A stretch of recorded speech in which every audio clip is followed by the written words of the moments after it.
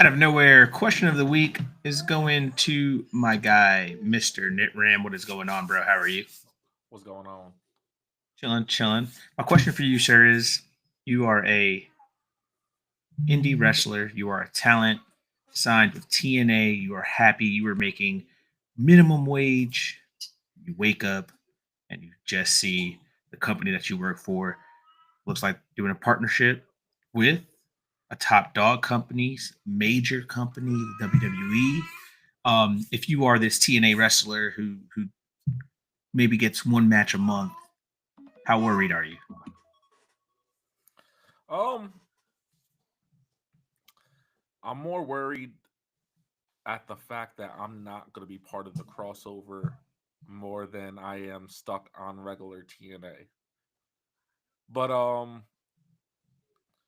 I don't know. It's a weird concept because it's like WWE has so much developmental programs.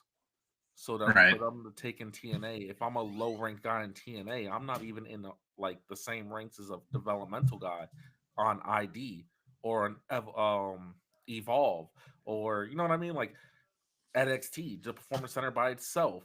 So it's like, dang, like, am I starting from scratch all over again just because I'm a jobber on TNA? You know what I mean? Yeah, yeah, 100%. You got to ask yourself, like, like you said, am I starting over, or am I going to put over these WWID guys because that's what they're going to want me to do because that's who they want the future to be. So yeah, it's a lot to think about. Maybe you could see yourself walking away like some guys like Speedball Mike Bailey or I believe did it is Moose walking away? No, Moose is not walking away. He ain't going Trent Seven anywhere. didn't resign either. Trent Seven and Josh, right? Josh Alexander didn't resign. Josh Alexander didn't resign. So yeah, so there's a lot of things about it. And those aren't even mid card guys. Those are some top guys, that was in this promotion that decided to up and leave. So we'll see. If you are a mid card TNA act who gets one match a month or two matches a month, you might have something to worry about. Who knows? Other than that, man, we're going to talk about Toni Storm maybe becoming a 4-time women's champion. We have an inaugural Intercontinental women's champion that got crowned, and we have a certain debut that I think might rank top 5 of all time. Anyway, before we talk about all that, let's go ahead and start our show.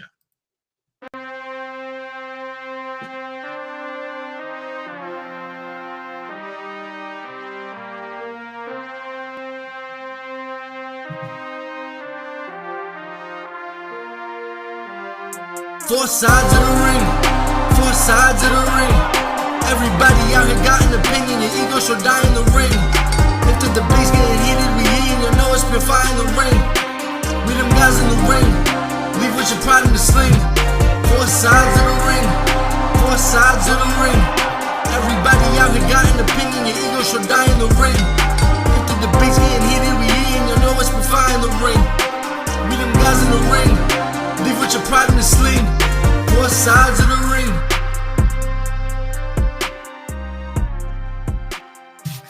What is going on? Ringside is your favorite faction is back. I am your host, the founder, Marcus Hernandez. I am with Nit Ram, the one that makes you say, "Oh, damn," and we are with his tag team partner, Chano Theory, Chano Hayes, Chano the God, Chano Waller, Chano Cena, Chano Reigns, Chano whoever you need me to be. Whoever you need him to be. That's It's gonna be Channel Impact soon. Channel Impact has a nice reign. The moment Ray retires, I'm going Channel Mysterio. You already know what it is, everybody. We are your boys. We are your faction. Four sides of the ring. What's going on, fellas? How was your week, or how has your week been? I should say. I've been getting harassed online a lot. That's because you're an AEW mark. No. I'm not gonna hold you. You low key deserve it, bro. You've been wilding all week with extra spicy takes on Twitter for no goddamn reason. Like there's no reason I should wake up and there's a spicy take at 8:45 in the morning. What is spicy about Kenny Omega never having to step foot in WWE ring to say that he made it? I don't get what's so spicy about that. Listen, it's Kenny Omega. Well, let's hold on. Let's discuss that real quick. So for anybody that doesn't know or doesn't follow Nitram on X, you should. But Nitram had tweeted out and said that I'm just going to summarize it, and was talking about Kenny Omega and said that Kenny Omega didn't need to be in the WWE to be a made man. Is that correct, Nitram? Is that kind of what you said? Yeah, so a lot of people were saying that, oh, Penta finally made it. He made it. And I was like, why does being in WWE mean that he made it? There are plenty of people who've never been in WWE that made it. And What's I it? got absolutely ate up. And I blame Nah, Bully Ray. nah, but to be honest, to be fair, this was more Michael Cole's fault because he was like, "Welcome to the big leagues, Penta," which I thought was an absolutely wicked statement because Mhm. Penta's a household name in Mexico. You know what I mean? Mhm. Mm-hmm. And it was in San Diego when they love Penta. First of all, I love Penta. Have you seen the man? The man is the swaggiest man in all of wrestling. First and That's true. foremost, you know what I mean. Like Penta's that guy, but there is. I have to say, Niram, I have agree with you, and I have see the point that they're trying to make, right? Like Kenny Omega by far is the best wrestler of his generation. There is no Mhm. ifs, ands, or buts about it. That man is a wrestling. He's a 5-star belt machine. I swear to God. One of my one regrets with wrestling is I did not start watching Kenny Omega sooner because he is great. But I also blame Kenny for that because it's like, damn, like you was in New Japan for all those years, so I didn't really have that exposure to you. You know what I mean? Right. I didn't have that exposure to you. I didn't know who Kenny Omega was until like later on. I'm talking wrestling, like, yeah, you know Kenny Omega? I'm like, who the hell is this Kenny Omega guy? Even though he looks like BP's brother Jacob, you know what I mean? So for you, it's like for you, it's different, right? You are the casual wrestling fan who Yes, I you thought you've obviously you've grown since I've we've been yes, doing the I've grown in. podcasting, right? Yeah, I've grown So into it. right. So but speaking, back to like you were saying, you didn't know who Kenny was because you weren't looking for him because No, he wasn't on our TVs, he wasn't seen like that, right? Um, but you could have took the time to look him up. but to be fair, how you know what do you know you're looking up? At that point, you're just looking up I mean, wrestlers but that I on a sense like that though, like it's if you weren't a casual wrestling fan and you were like the hardcore mark of a wrestling fan, you would have looked them up. But but since you were the no. casual guy, you just knew WWE. But the thing is, right? I consider AEW fans to be like real wrestling fans because you know what your taste in wrestling is at this point, and you know what you like and you know what you dislike. Right. WWE fans are more casual because they dislike their thing. Growing up, you guys know this. It was WWE and TNA was on Spike. And we only really discovered TNA was on Spike because my mom, she used to be like, "Oh yeah, there's wrestling." I'm like, Mm-hmm. this ain't fucking WWE. What is this? What is this shenanigans? Booger T, Kurt Angle. Oh, these guys went to a farm somewhere. You know what I mean? So it's like outside of those two, it's like, damn, am I supposed? And first off, internet wasn't lit back then. Like guys were trading VHSs. Mm-hmm. Like let's leave it a buck. Guys were trading VHSs, so there's no real exposure if you don't know what you're looking for. That's Like true. wrestling was super niche at that time. Wrestling outside of WWE and TNA was super niche. It's either you was in the in or you wasn't. So I understand what they say. Oh, welcome to the big leagues. But wrestling is more accessible now than it ever was in the past 20 years. That's a fact. That's a fact. But back to Nick Ram's statement and point, right? He was saying, do you have to be in the WWE to consider yourself a big time to say you made it in the sport of professional wrestling? It depends. It depends what you mean to made it. Do you mean financially? If you might mean by financially, he's a made man. You know what I mean? He's I think financially, career wise, like is he? For instance, Kenny Omega is a great example for something like this because you can say he made it in the world of wrestling without stepping foot into a WWE ring, right? You could say Will Ospreay, who's in the top of his game right now, who's been in the top of his game right now, you could say he's made it and hasn't stepped foot in a WWE ring. You know what I mean? So I kind of agree. I kind of agree with Nick Ram on that statement. I feel like you don't have to step foot or go down the WWE ramp or step inside their ring to say, you know what, I as a professional wrestler, I made it to the mountaintop. Because what makes WWE the mountaintop? That it's just because it's been around, that it's been the top dog for so long, or is being at the mountaintop being a consecutive champion multiple times, being known around the world, you know what I mean? So it's a lot of things. It's weird because NWA is a very successful promotion, right? Correct. So if you was a 10-time NWA world champion, never left NWA, you have all the records of NWA. Can you say that you really made it? You beat Nick Aldis. I would say. You would be is about what your career standards are. I think I would say. I would I say. think people consider WWE the mountaintop because there's just more viewers and it's the wrestling promotion with the most eyes on it. But we're also definitely. But I'm also so this is what I was trying to say, and a lot of people like Chano had great points, and a lot of people compared it to, WWE is the NBA or the NFL, and you can have the Canadian Football League, you can have the overseas leagues, and all this other stuff, and I get that aspect for competitive sports. I get it, but we're at an age difference now where you don't need to be in WWE to be considered, like Chano said, technology is different now. We got YouTube. We have complete collection libraries.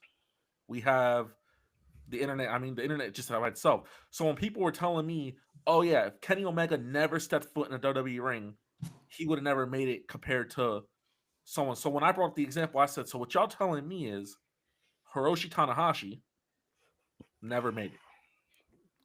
I think that's a different situation. Who's a Japanese legend. So, but my point is, Chano, they're trying to say, oh yeah, these guys they're just in Tokyo.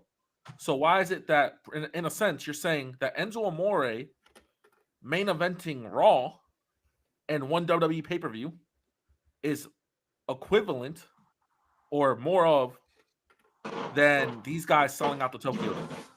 I will say it's a different situation because you're talking about that's a whole nother country. You know what I mean?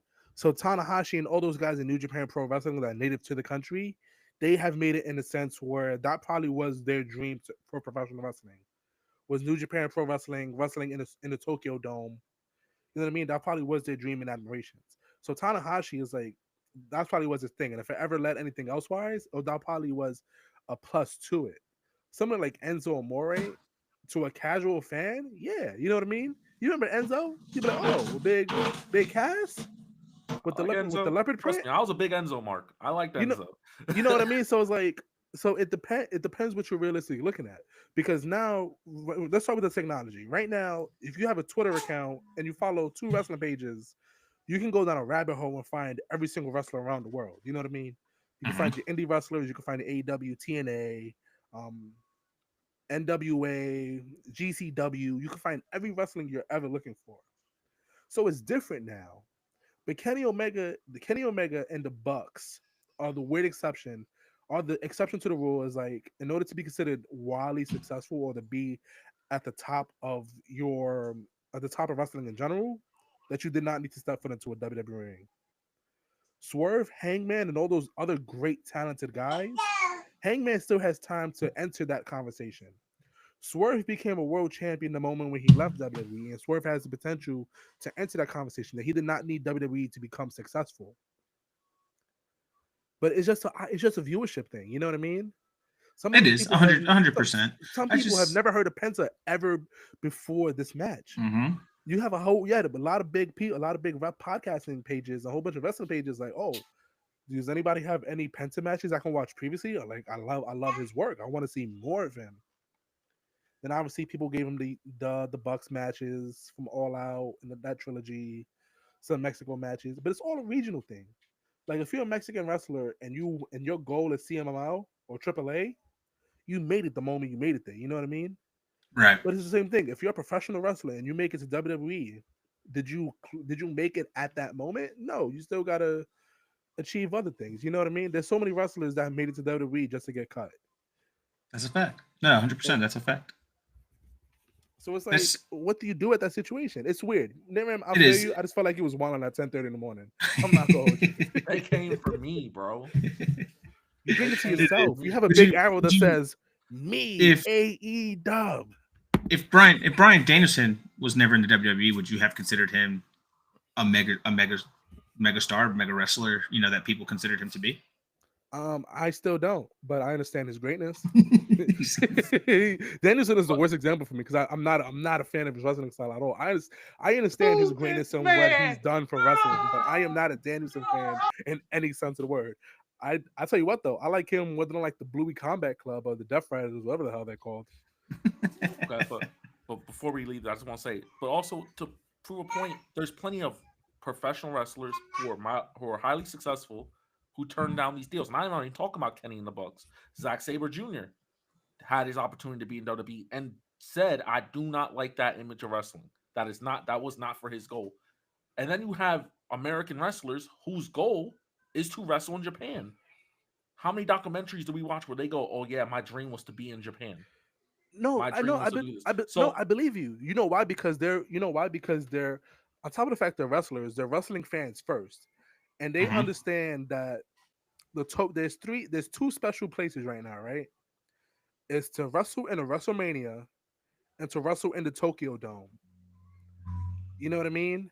One, you could probably make it into a WWE ring faster than you can make it to Wrestle Kingdom at the Tokyo Dome, because wrestling in Japan is different. You know what I mean? They hit harder. They will drop you on your head. It's a different environment. You know what I mean? Like, the Tokyo Dome is a great place to watch, to go for wrestling. And just like it's WrestleMania, it's the Tokyo Dome and WrestleMania side by side. And now All In.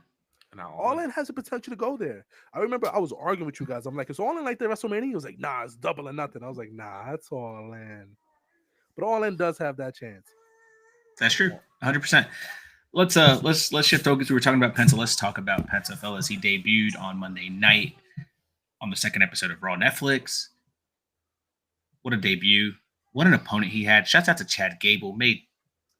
First of all, Chad Gable is probably the perfect first opponent for anybody coming into the WWE, because that man is going to make you look fantastic. He's going to have a showcasing that's going to put you over the limelight. Like Chance said, there was people who weren't fans or who didn't know of Penta, who was just like, man, I got to go watch some more of his work just from watching in that match. So Penta debuts. The pop was there. Everything was there. He had everything he wanted. Family was there. Daughter was crying. It was a beautiful moment. Could you say this is like top 5, one of the greatest debuts ever in the history of WWE? No. We've had a couple. Right? So like one that I remember off the top of my head that I watched, right, is the Shinsuke Nakamura when he first debuted. That was a crazy debut for SmackDown Live. It was amazing. He just blew it off the roof. Had the live violinist there playing live, so that was awesome. Everybody talks about the Kane debut against Taker back in the day. Rey Mysterio debut also on SmackDown was a good one. I remember watching that one as a child. You guys don't have no favorite debuts? You don't think Penta's up there top 5? I gotta say Penta might be up there top 5, and we knew he was coming. My favorite debut, because it was so out of nowhere, even though the cameraman jacked it up, was the AJ Styles Royal Rumble debut. That was a good debut, because it was so shocking to me. And believe it or not, the Adam Cole in NXT debut, because that was also very random for me. Yeah, I can see that. The Shield debut was good. The Shield debut was good. Never mind. Nexus had the best debut. Oh, Nexus had a good debut too. Nexus destroyed everything. Debut. Yeah, Nexus did have a great debut. I wouldn't say Penta had a top 5 debut. It was a good debut. It was an even better match. It's probably one of the better debut matches. Yeah.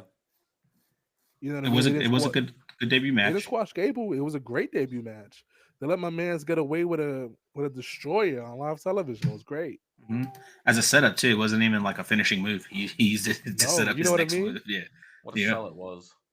It was Chad did his thing. Penta did his thing. It was awesome. I will say, and I said this on a nightcap because I was fresh on it with Mike right after it happened. I don't know if maybe Chana will agree with me here. I don't think it should have been a 50-50 match on your debut. Maybe his second match. I'm not even saying it didn't have. I'm not saying he had to squash House Gable. It could have been anybody. I don't like the fact that this guy's gonna be. You're making him to be this world champion, but his debut was a 50-50 match against a guy who had a 50-50 match against Otis last week. I see what your point is, but the point with Otis having a 50-50 match with Chad Gable was they were best friends. They trained together. He was the protege. That's why they had a 50-50 match. It's not because the guys were equal. And 2, I don't like squash matches. Squash matches are gross. You know what I mean? They're really disgusting. I want a 50-50 match with Penta, and I want to see because Penta's an amazing seller. He was selling the leg after the match, and people were like, "Oh my god, is this man really hurt?" No, he's just dedicated to the craft. He's just dedicated. Yep. He loves this shit. You know what I mean? And Gable was a perfect first opponent for him because Gable can go in the ring. He's nice. Shorty G is nice. That's what I was going to say. The wrestlers they got right now for sure. I enjoyed the 50-50 because it shows two things. It shows one that your wrestlers are compatible with these other stars coming from these other shows, but also it shows that Penta is compatible with what you want in ring. Yes, you know what I mean. And yeah, my man could do it, bro. He killed it. He had an awesome debut. The mask was awesome. The mask was great. Yeah, the mask was dope. He came out with he did the walk. He did the walk. You know what I mean? Hey, all we gotta do is free Ray, and we'll be good. The only thing I needed on this debut was the little glove, which I know they're saving for a pay-per-view, but it's fine. I will say, I know I just said I didn't like the 50-50 thing. I think it's better than him debuting in a tag match with Rey Mysterio against the New Day. 100%. It was great. Bro, it was great. Bro, it was a beautiful debut. That's why I didn't want it to be a squash match. Because if you was going to do a squash match, you might as well put him in a tag team match. That's true. You know what I mean? And not to mention, my boy spoke English and Spanish. So good for him. He did, bro. He was cutting a promo out there, and he got mad emotional. And I was mad confused. I was his daughter because I was like, why is this little girl so emotional? Why is she hysterical? She wants the girl to be Penta. I'm not gonna hold you. Like halfway through it, I realized I was like, okay. I was like, she has to be related to this man because there's no way this little girl is versed in everything wrestling and just down for the cause. And yeah, she had the waterworks like crazy. I was like, that has to be his daughter. Crazy, bro. I'm not gonna hold you. That's tears of happiness. She has a free ticket when it's her time. 5 more years from now. You know what it is? You know what it is? That's how you know Penta made that's how you know Penta made big time. Because his daughter was crying happy tears for him the whole entire time. Ringside. With other fans with actual fans around her. And I'm just fucking with Ram at this point. I want to see if I can get him to break. No, I mean, like I said, I tweeted this. When Penta said, I dreamed of this, I felt that. Like I believed this was his dream, and I'm more than happy for him because me and Marcus and Chana, I'm pretty sure you know this story as well. Back in 2019, before they signed with AEW, WWE did want Penta. This was a known fact. They just didn't want Rey Fenix, and Penta refused to go somewhere without his brother at the time. You know, ironically, look how things turned out. He had to go without his brother. But you know, so I believe Penta's ideal was always, I want to be in WWE, but I want them to want my brother too.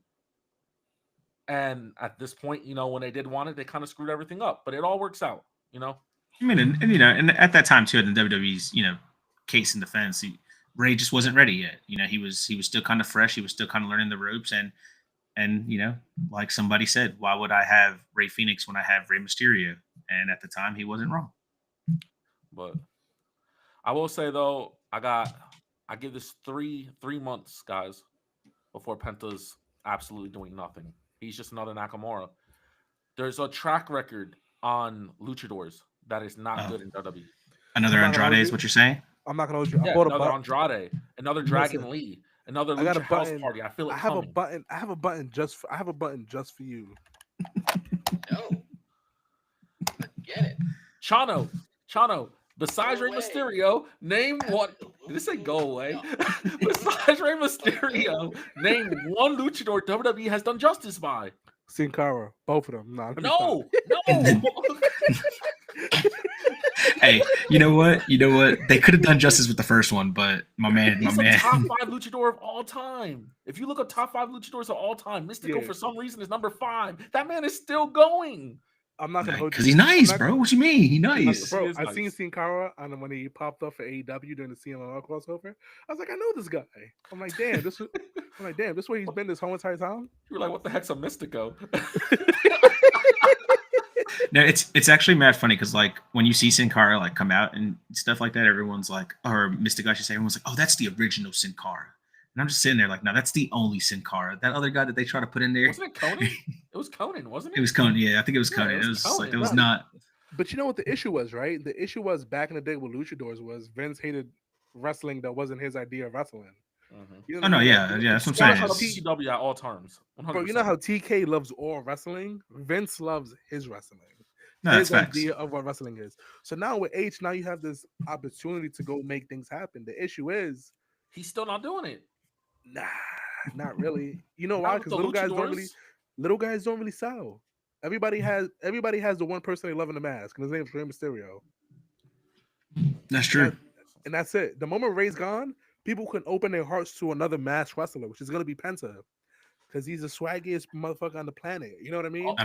I don't know if it's gonna be Penta. If I'm Dragon Lee, I'm sitting there like, yo, this guy, you guys had his merch for 3 months sitting here because he wasn't released yet. I've been here for 3 years or whatever, and I haven't got a single mask on the shop yet.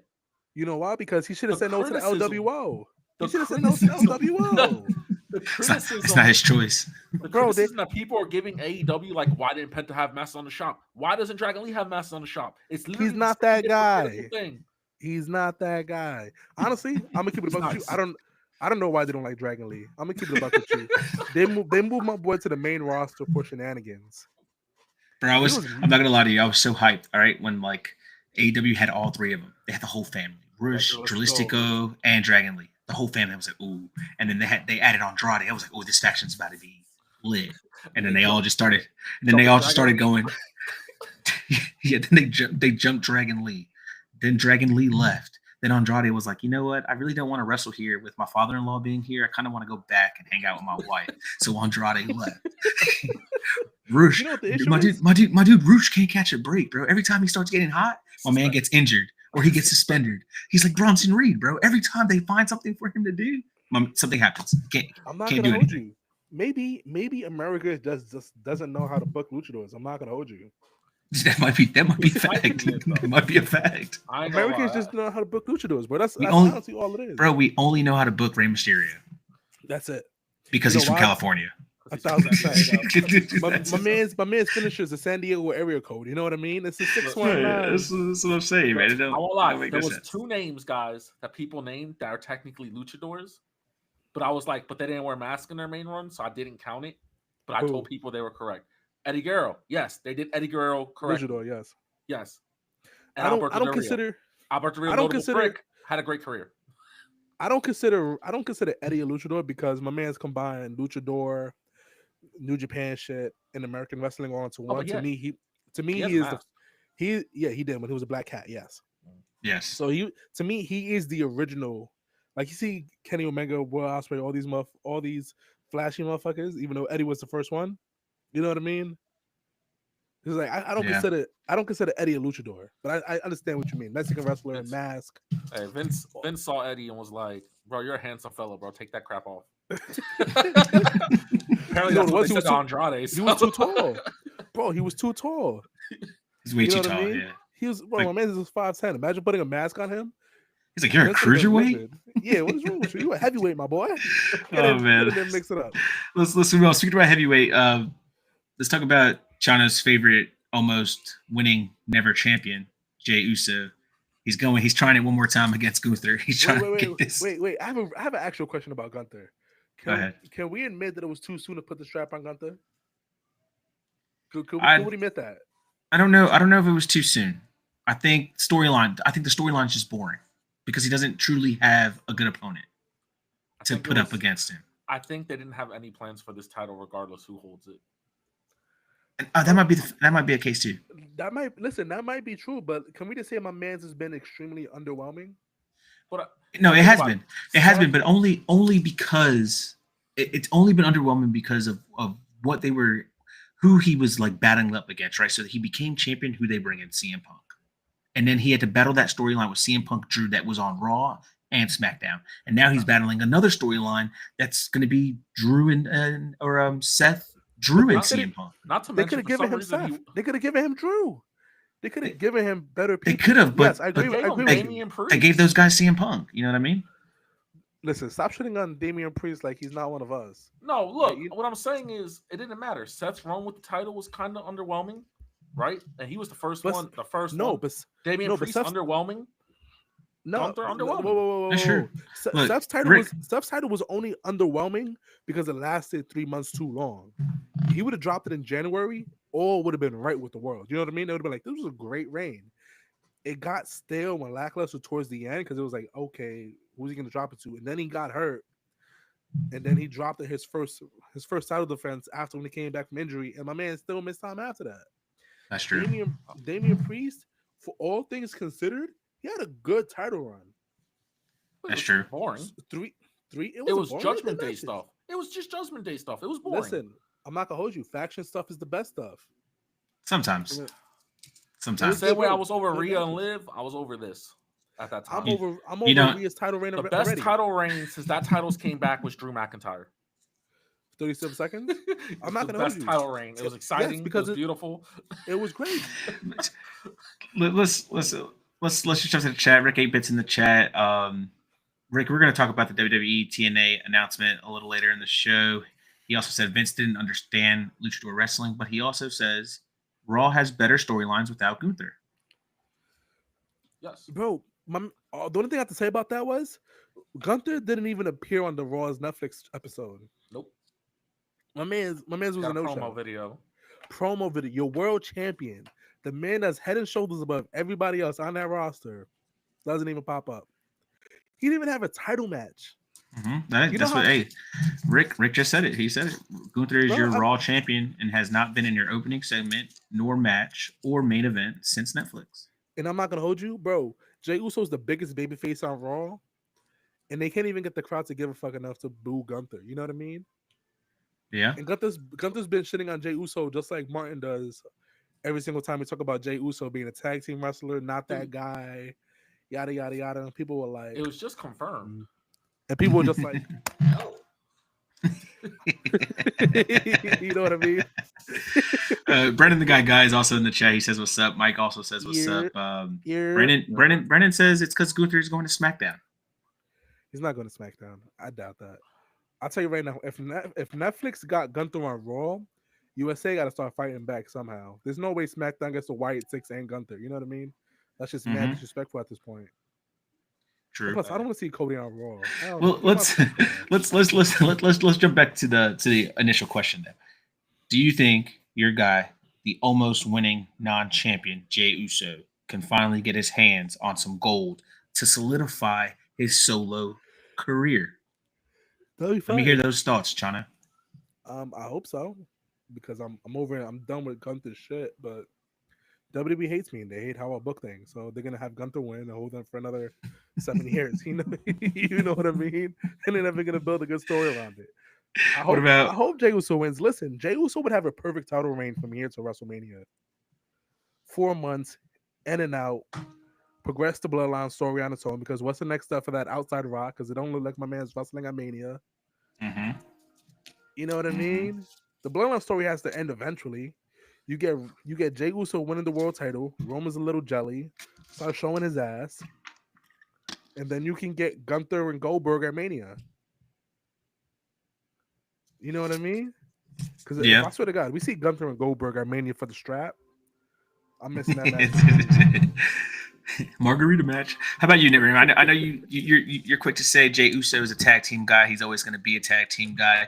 Do you think he could finally get his hands on the World Heavyweight Championship to solidify his solo career? Does he need the World Heavyweight Championship to solidify his solo career? 100%. But does he get it at Saturday Night Main Event? No. The way I picture this guy's going is at the Royal Rumble, there'll be 3 people. Roman will eliminate John Cena. He'll turn around. He'll see Jey. And Jey will eliminate Roman. Jey will challenge Gunther one more time. And he'll win. And he'll have his Mania moment. I don't like that one bit. And the reason I don't like, hold on, give me a second. I forgot to do it. No. I don't like that. I don't like Jey Uso winning the Rumble to beat Gunther at Mania. Because, bro, they didn't care about this match happening next weekend. You know what I mean? You think they're going to care about this happening at WrestleMania? Did you hear the pop he had when he cut that beautiful... I done it, Jey Uso, yes. Jey Uso got the pop. I don't like him winning... Care about Gunther.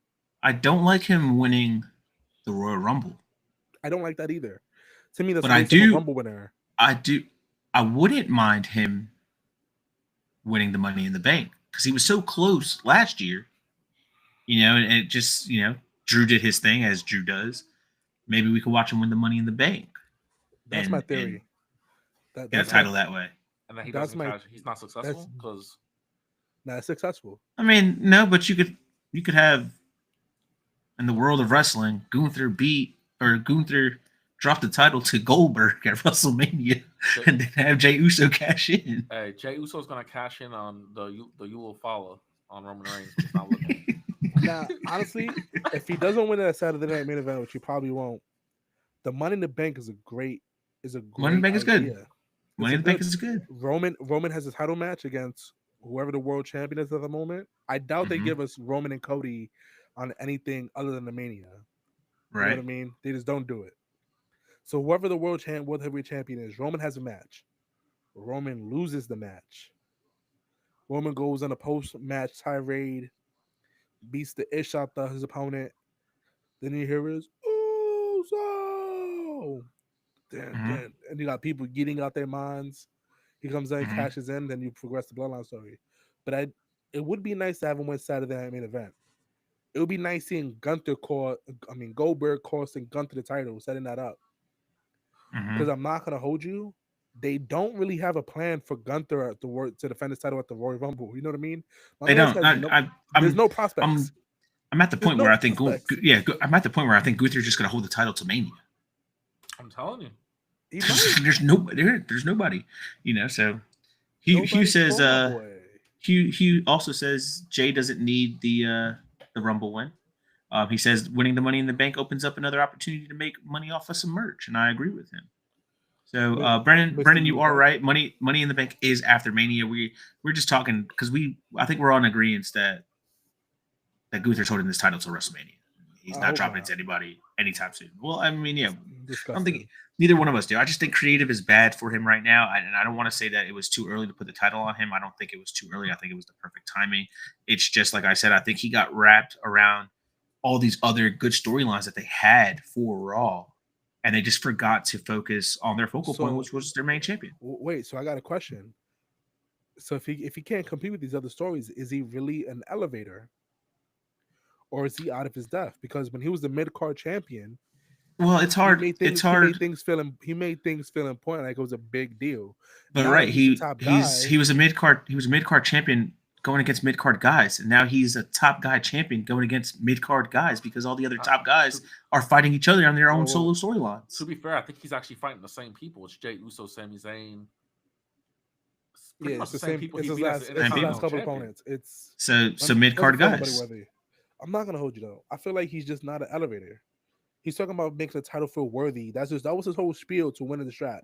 He's gonna make it feel prestigious again, and it's now it sucks because Cody Rhodes is a WWE champion. I can care less about his reign in general, but I care way more about his reign than I care about Gunther's.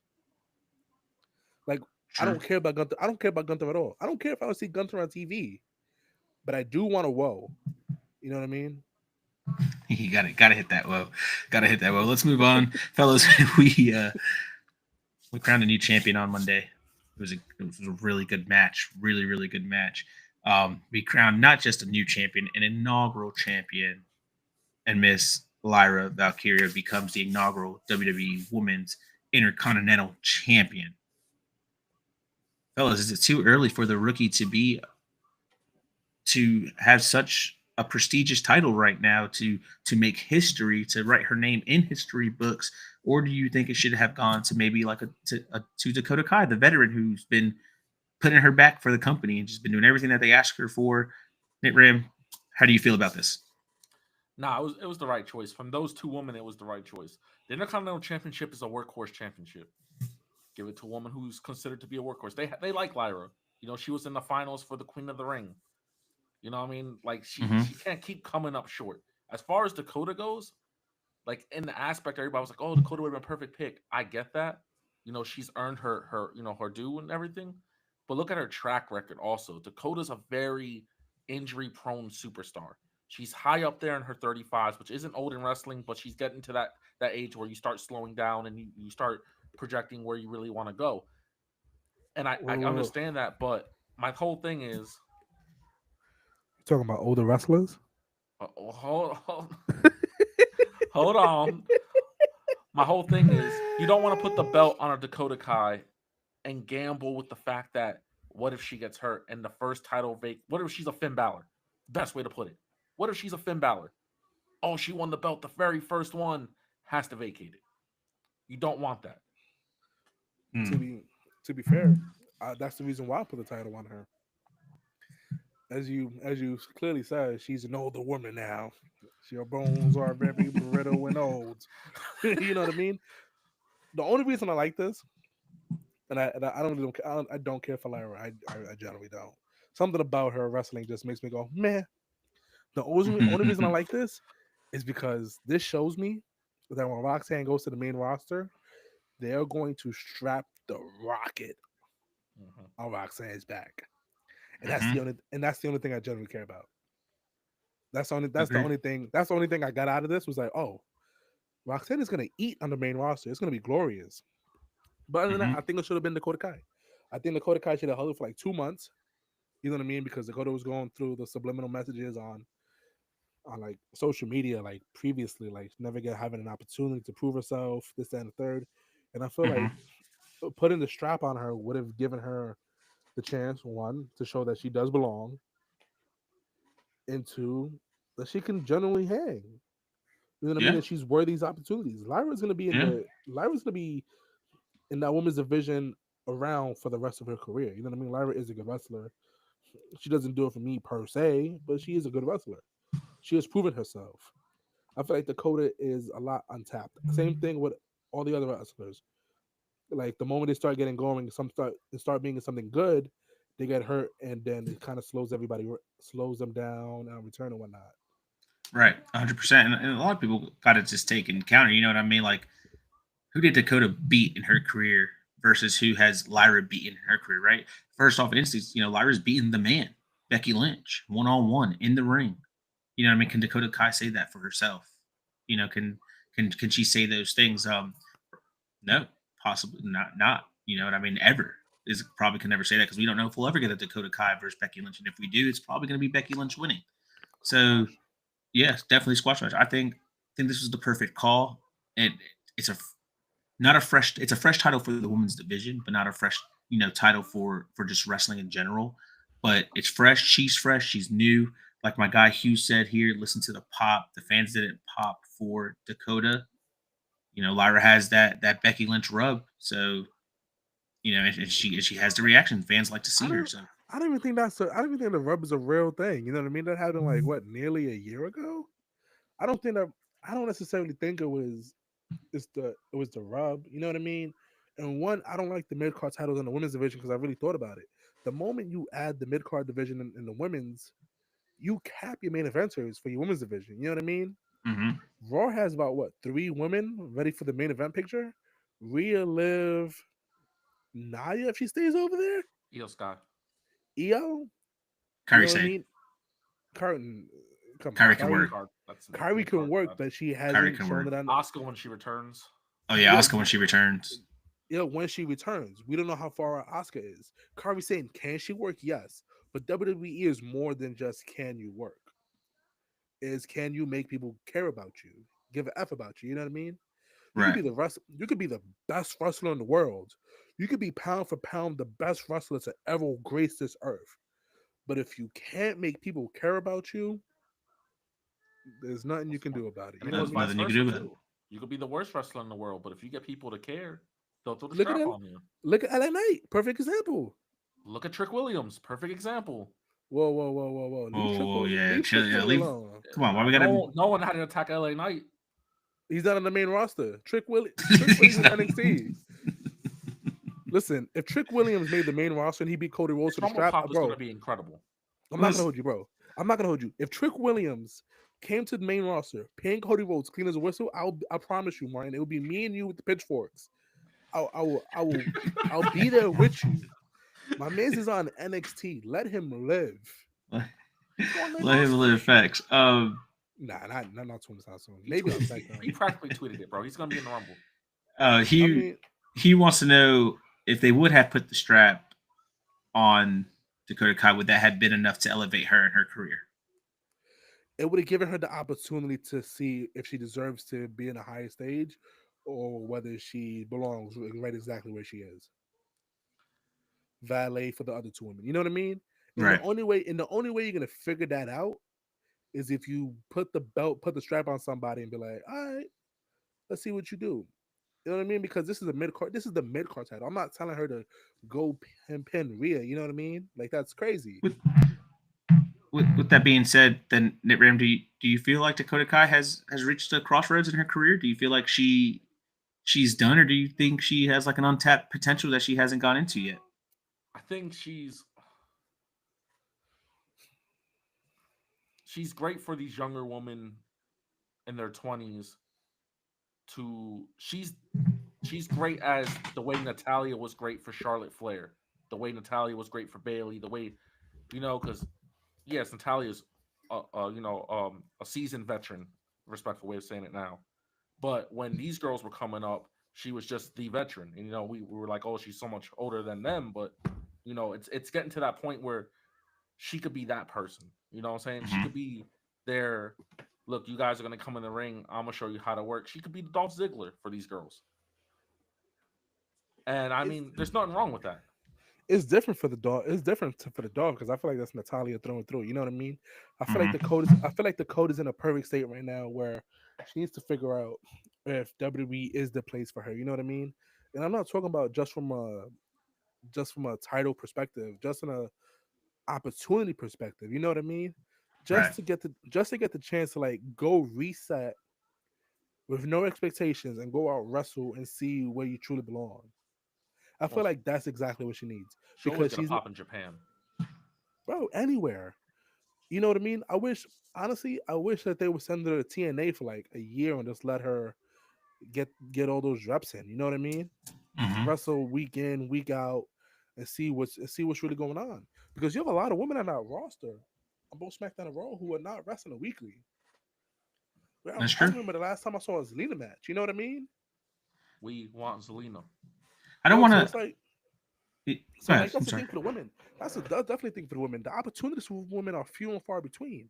Like, yeah, these mid card titles are supposed to give these women more runs and more oppos. But honestly, the issue should have never been the title. The solution should have been finding a way to get more women on TV without involving the title. Could we get a WrestleMania 1v1 match at WrestleMania with the women that does not involve the title? Because that's all these titles did. The titles brought two more women's matches to a WrestleMania card, if that. And it's still in the story, bro. And I swear to God, if it's Chelsea Green versus Mia Chen at WrestleMania 41, I'm gonna lose my mind. I swear to God, it's gonna be Chelsea Green versus Penta at WrestleMania. With that, man, God, you know what I mean? I don't think Dakota has reached a crossroads in her career. I think she'll get a mid card title eventually. Like Nate Ram said, she's probably one of those women that's going to be just a vet and help these other younger women just get right. She was a beast in her NXT days. I was a huge fan of Dakota. I'm still a huge fan of Dakota. So hopefully she can find some untapped potential that she didn't know she had and start doing some good about it. Before we get into a quick break, fellas, do you think this match should have been the main event instead of that sorry ass street fight we got? 100%. I fell asleep before the street fight, so I can't even tell you. Well, I mean, even with that, it's just the fact that this was supposed to be your biggest deal. This is the first ever women's Intercontinental Championship. This is gonna be history. We're gonna talk about this, and it was a great moment and everything. But I left on a sour taste because the main event wasn't that great. No, I'm not saying it was terrible. My father enjoyed it. He thought the stunt, Damian Priest going through the table and all that was pretty cool. But it was like, to me, it was like, leave on history.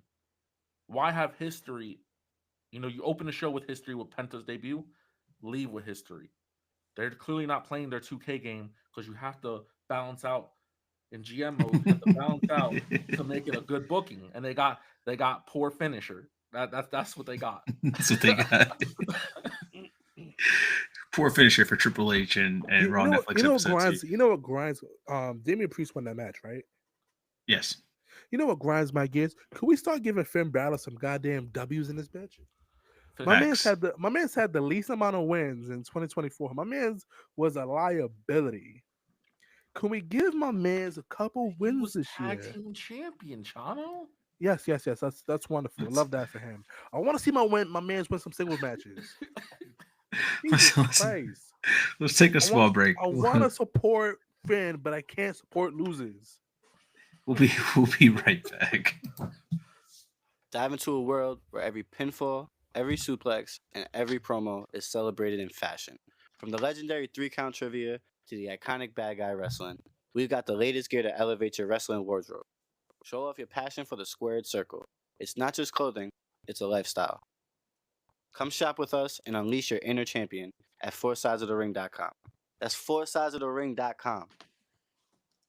Foursidesofthering.com. You can go ahead and cop all of our merch. We have some new stuff out there. We got to definitely get that out on the social media, so you guys go ahead and check our shop out. Brandy is doing everything he can while he is backstage. Fellas, the Judgment Day. Is their dominance over? Liv lost the title. Finn lost to Damian. It's outside of Rhea. Dom is getting cold nuggets. Like, what's going on? Listen, outside of Rhea and Liv, that faction was always a faction full of jobbers that just happened to hold the tag straps. You know what I mean? Team full of losers over here. The Jobbers Day. Yeah, basically. The Judgment Day? What are you judging me for? Can you judge me and take this W? No, you can't. Losers. No, listen, it sucks. It generally sucks. But it really is a faction full of jobbers. JD McDonough, jobber. I don't remember the last time I seen Carlito win a match. I don't remember the last time I seen Dom win a match. Fucking, it's been a minute. It's been a minute since they let my boy Dom win. It's been a minute since they let Dom wrestle. Dom hasn't been in a match in weeks. I'm trying to think. I think his last match was the Gunther match. No, it was Damian. He did the Damian Priest match. He did have like 3 matches in a month, but it feels like so long ago. You know what I mean? Mm-hmm. Liv was over here. Liv and Rhea were holding the Judgment Day down to her back. She's like, "You niggas is losers. I'm a winner. I got us." And now Liv's a loser again. Yeah. I don't remember the last time I seen her win a match. You know what I mean? So it's like, were they ever really going? I think they were cooked. It'd be like that, you know. But they were dominating for so long, you know. They opening Raw, closing Raw. My question is mid-carding Raw. Who's the next dominant faction of Raw? That's a good Final Testament. That's disgusting. That's disgusting. Or your favorite LWO. In the middle of Idaho with no pop. I swear to God, I can't wait. I can't wait till Penta goes to Wisconsin and nobody says Zero Miedo. It's just not in the vocabulary. Q said the Judgment Day has been dead to him ever since they got new music. Ooh, facts. That's a great point. Rick Bit says the main event was refreshing because you didn't know when it was going to end. You know what it is, Rick. Good for you. You know what it is. You know what it is, Rick. Street fights just aren't street fights in professional wrestling. Like that's just not what's happening in a fight. Like you know what I mean? I want to see Damian Priest hit Finn Balor with the 52 blocks. And if you don't know what the 52 blocks is, after this video, please look it up. Look up 52 blocks fighting style. Watch the video. Also, and get back to me.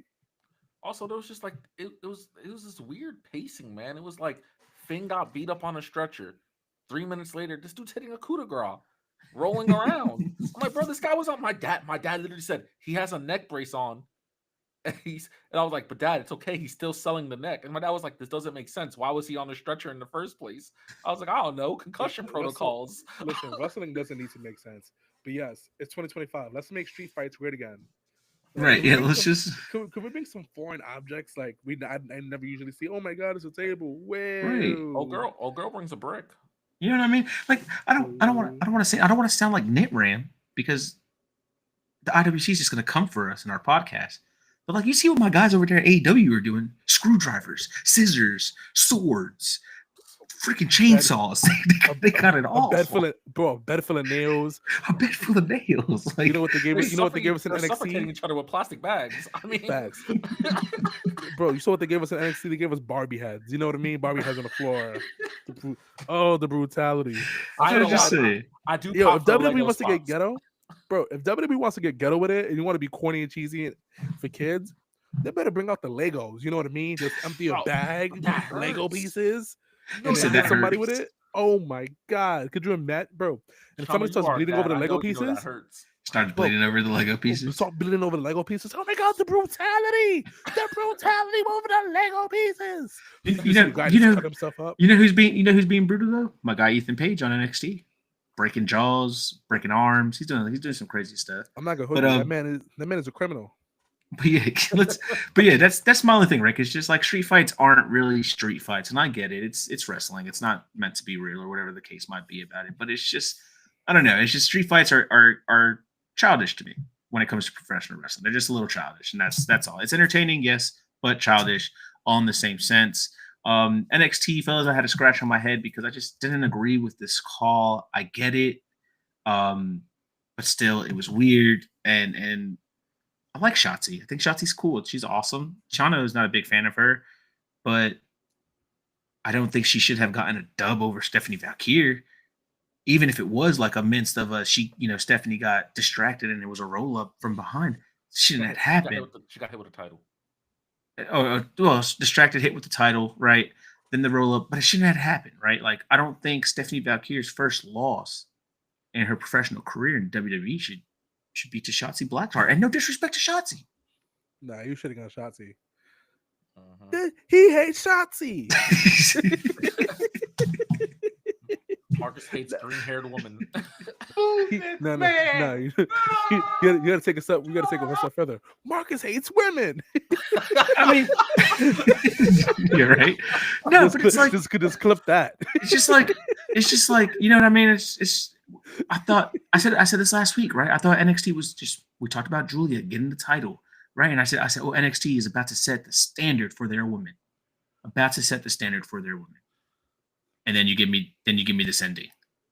I'm not gonna hold you. And you give my girl an L. I'm not gonna hold you though. NXT is still the best book women show. It's crazy. 100%. But this was terrible booking by Shawn Michaels. Like Stephanie. Nah, honestly, get it out of the way. You know, she got to lose eventually. Get it out of the way.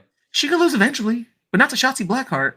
Why and not? Like, Shotzi's not a main roster person. Not in her probation period, bro. Her probation period for the first 3 months, like any job. For the first 3 months, you should be on your shit. You should go undefeated. They booked themselves into a corner, bro, because my boy Chano used to always say, main roster people should not be losing in NXT. It's the same argument. Shotzi's not main roster anymore. She hasn't been main roster since she's came back. Yeah, I'm not gonna hold you. Was Shotzi ever really? I'm not gonna hold you. She was in War Games, guys. I get that. She didn't deserve to be in War Games. I get that. She was in War Games because she had a cool tank. Rumbles. The tank was cool. The tank is cool. Listen. I trust Shawn Michaels. I trust Shawn. You know what I mean? I'm gonna trust it. I'm gonna trust the process. I just didn't like the call. Well, I don't get. Hugh says he don't understand Shotzi. You know, so me and Hugh, we on the same page. Like, I just don't get it. You know what I mean? Like, they hate women.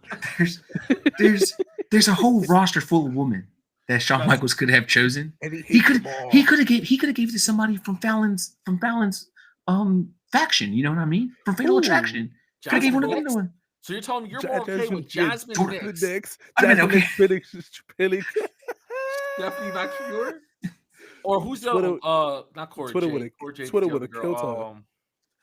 Hey, Jasmine Nix, it had made sense. She's part of the same faction. You know what I mean? Her finish was a pele cake. Yeah, I know. Bro, I can't. It is what it is, right? Who is the other one? Nah, she'd be fun.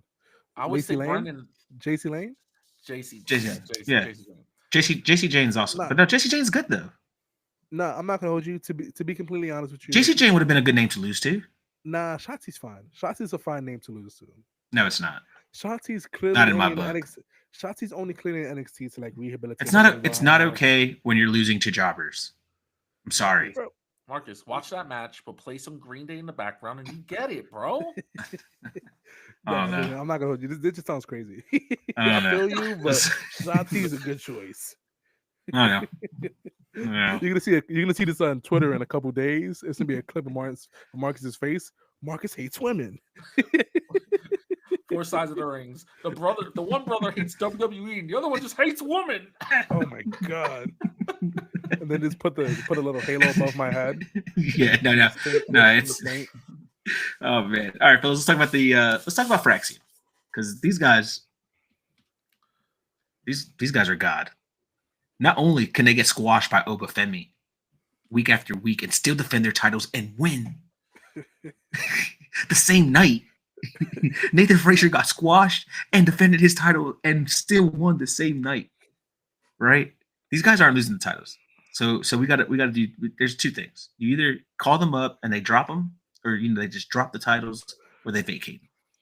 I'm not gonna. How do we get the tag team titles away from these two guys? First off, you don't.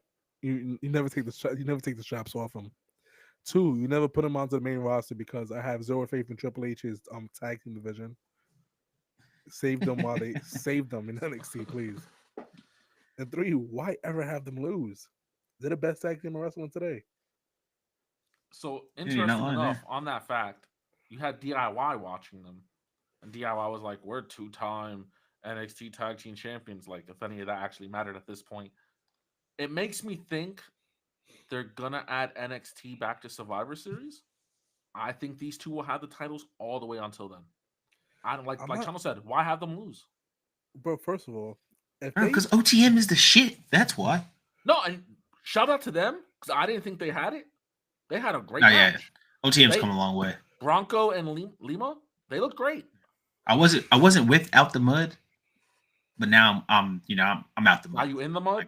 Now I'm in the mud with them. Yeah. This is just very confusing. Listen, I feel DIY watching Fraxium. I swear to God, if Fraxium beats DIY, I don't want to see DIY on SmackDown TV ever again in my life. And it's not because I think Fraxium is bad. I think Fraxium is great. I just don't like DIY. I hate technical wrestling with a passion. I'm not gonna lie. So Johnny Gargano on my TV just sets me in a bad mood immediately. I'm not gonna lie to Fraxium going over on DIY and going over on the War Raiders is diabolical. It'd be amazing television though. It'd be diabolical. It'd be great. It'd be amazing. Everybody else from NXT gets squashed except Obafemi and Cody Rhodes have a 50-50 match. You know what I mean? With Gunther throwing a chop every now and then, bro. Yeah, you know what I mean? It'll be great. But something about Fraction beating DRY and the War Raiders is just magical. That's just magical. It's magical in China's book. Well, it's a good thing that WWE doesn't like your booking, so they won't go that way. Let's talk about the former NXT Women's Champion who's just been fantastic. We're all big fans of her, Miss Roxanne. She was out there cutting her promo, which seemed like she was going to, finally say her goodbye to NXT. Like, all right, y'all, I did it. You're welcome.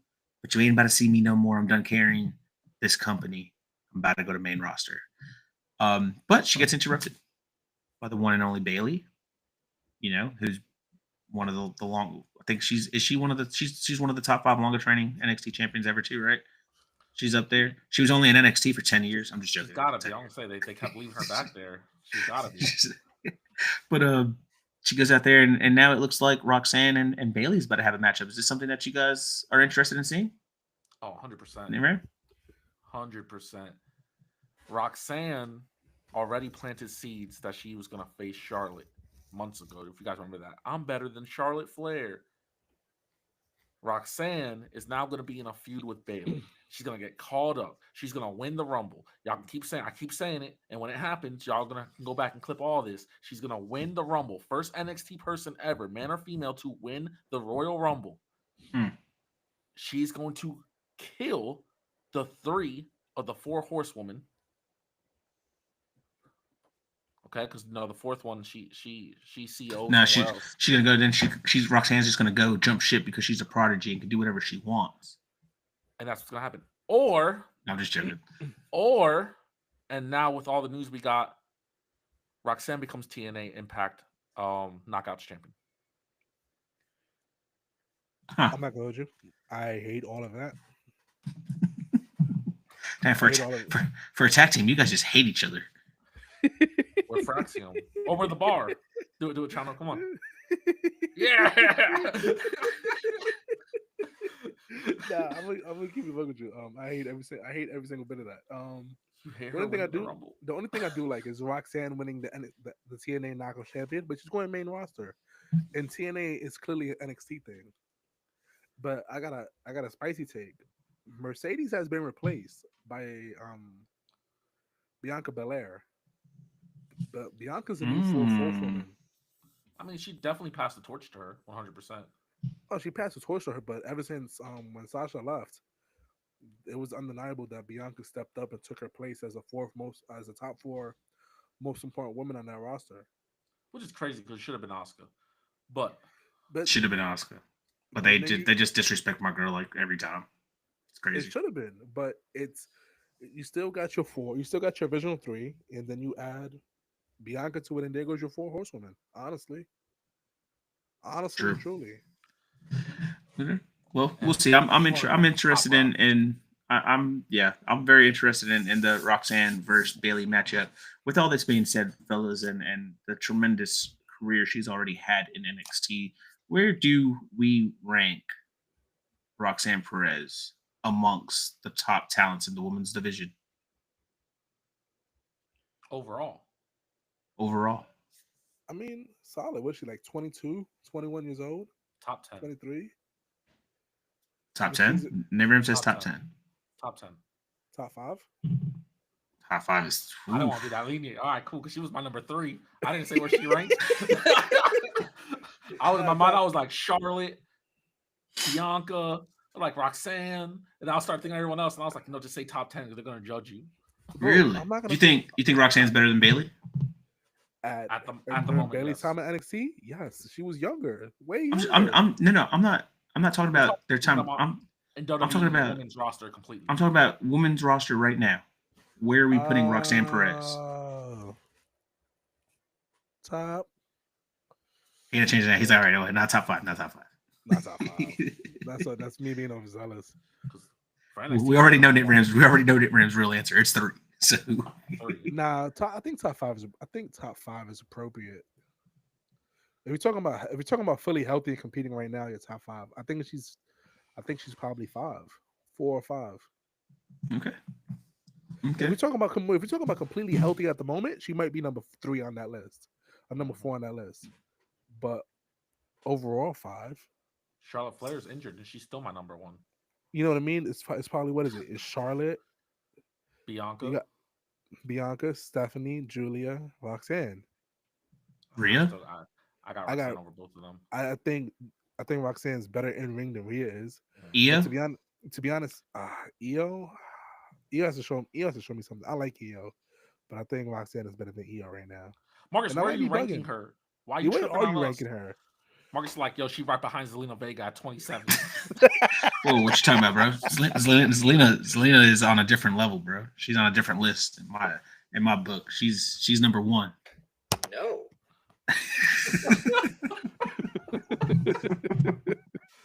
No. Roxanne's definitely top 10 for me. I wouldn't say top 5, but definitely top 10. Like I just don't think she's better than Charlotte. I don't think she's better than Bailey. I don't think she's better than Becky Lynch. I think she's better than Bailey. I haven't seen a good Bailey match in a really long time. Becky technically isn't even on the roster, so don't rank her. She is on the roster. She was never let go. All her handles and everything still says WWE Becky Lynch. She is in the alumni section. No, she just resigned. She counts. She counts. I will say Becky is better than Roxanne at the moment, but I definitely think Roxanne is better than Bailey. I haven't seen a good Bailey match in a while, and I blame that more on her dance partners than anything. But I haven't seen a good Bailey match in a minute. It's been a while. I haven't seen a good Io match in a little while too. See, Hugh says Roxanne's like 6 or 7. I can listen. He was a reasonable man. I can agree with that. I can understand the vision. I hear what Hugh said, and then divide it by 2.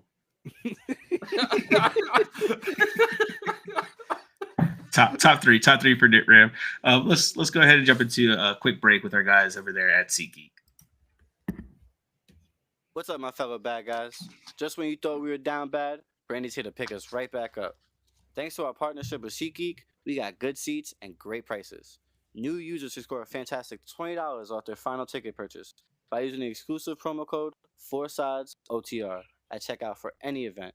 That's 4SIDESOTR. Tell them the bad guy sent you. 4Sides OTR at checkout. SeatGeek for new customers only. But like our guys over there at the Wrestling Realm say, just create a new email and you'll get your $20 off. That's all you gotta do. Create your new email. I think I'm on my 50th new email. I think Nick Ram's on his 200th new email, and Chano, he's done going to wrestling events, so he's done creating emails. First of all, where the fuck are you motherfuckers going that you need to create all these goddamn emails? Where are you guys going? Bro, let me tell you something, Chano. As a North Carolina, He froze. He said, "Listen, he said as a nobody wanted to It hear don't that matter. take. I'm everywhere. Nobody wanted to hear his take." Brendan said Roxanne is top 10, and that's a lot. That's a lot coming from him because he doesn't even like Roxanne. So she's top 10. She's top 10. Well, I don't want to move the needle if he's not here. No, just do it. He's gonna come back. He's probably in the middle of a spicy hot take right now, talking about some nonsense. He's probably like, "Hello, do you guys hear me?" Oh man! All right, let's move on to move the needle then. This week, Chano, my move the needle is Penta. Does Penta move the needle? He just had his debut. What are your thoughts, bro? I've been saying it. Penta is the swaggiest man in all of wrestling, bro. Like the way he walks in the ring is, first of all, Penta's him, the definition of him, and he does, man. He's the fact they let my man's get away with destroyers and the sacrifice and all the other shenanigans my man's be doing is bananas, bro. Like you had wrestling fans that haven't seen a destroyer in their life talking about, oh my god, the carnage. He can do that. Little do they know in AEW that's the next most move that's done outside of the super kick, right? Jab, you know what I mean? Right. But yeah, Penta's great, man. Penta's gonna be great for WWE. He's gonna be great until he loses his first world title match. Then he's gonna fail. They're not gonna do with him. I promise you. Nick Ram was in the chat. He said he lost power. Well, then, Nick Ram, you missed out on this move the needle because I agree with you, Chana. I think Penta does move the needle. He moves every needle when it comes to professional wrestling. If you are not a fan of professional wrestling and you watch this man work, he will make you a fan of professional wrestling. And like you said, man, go ahead. But I will say this. I think Penta needs to stay relevant long enough until Ray Phoenix comes. And then they're obviously going to go do tag team shenanigans. True. Hugh said, how do you feel about his music? His music was different. When it dropped, I guess you didn't know who was coming out, but you knew, like I've been saying, like we knew he was coming, right? And like Michael Cole said, this was the worst kept secret in wrestling history because everybody knew this was happening. But even we knew it was happening the day that we knew that it was happening, we were still excited for it. The music was different because I'm so used to hearing his voice and then a beat drop, but we didn't get that. It's something I guess we got something new, So, but yeah, Penta for me moves the needle. We did his brother a few weeks back, and we said Ray moves the needle. So, shouts out to these guys because this man right here is definitely going to be world champion. I wouldn't be mad if he took the title from Gunther so early. Can he beat Cody Rhodes? Jesus Christ! You got somebody else on my move. Can anybody beat? These world champions, they suck, man. It's terrible. No, yeah, he 100%. Nick Ram's probably dropping bars right now. He's probably home like, I would lose power when move the needle, and it's Penta, my favorite wrestler. Last week we did Kenny. This week we're doing Penta. What a time to be alive. What a time to be alive on four sides of the ring. Crazy. Chat listeners, let us know, does Penta move the needle for you guys if you were just a casual watcher, if you didn't even know who this man was and you finally got to see this, see him. Did he move the needle? Did he make you want to watch more? Did he make you want to go and watch his previous matches? So and hopefully the answer is yes, because it's yes over here from your guys from four sides of the ring. Chano, my guy, new year, new setup for AEW. Did you like the new setup in the smaller venue? I thought it was nice. I like the fact they're in smaller venues now, man. I feel like they're being realistic within their budget. It looks better on TV. Mm-hmm. You know what I mean? It looks better on TV. I like the new setup. Listen, I hope AEW succeeds because when they do well, all of wrestling does well because you no longer just have one option. You know what I mean? Right. I hate the way TK books stories, but that's a whole nother conversation. That's a whole nother. Yeah, facts. But yeah, I love it for them. It looks good. No, I did. I did That's too. I thought the stadium looked packed. You know what I mean? Yes. The seats looked filled. You know, and Yes. just the way that it surrounded, you know, the stage or the ring itself. It just overall the only thing I didn't like, which yeah, I know you're not a fan either, was the ramp. The ramp should not Right? connect to the ring. It's so It should dumb. not. It's the stupidest thing. It really is. It's the I saw stupidest thing. somebody tweeted that was like, "Don't let Adam Cole anywhere near the string." Yeah, facts. Facts. That's the only thing I didn't like. But other than that, everything that AEW did, Tony Khan, the presentation in the smaller venues was nice. It was refreshing.